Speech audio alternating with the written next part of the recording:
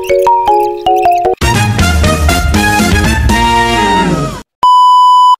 guys, this is our first vlog. Kasama ko nga pala si Nadia and tuturuan nga pala niya tayo kung paano mag-sign language. Si Nadia nga pala is isang PWD at papakalala ko yan sa'yo.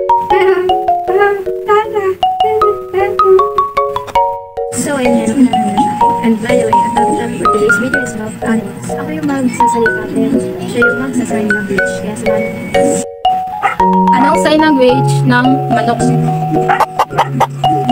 Ano naman ang sign language ng aso? Anong sign language ng baboy? Anong sign language ng ibon? Galing! Anong sign language ng pato? Herbibe. Anong sign language ng paru-paro?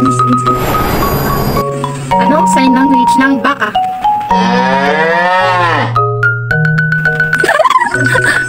Anong sign language ng anong sign language ng pusa?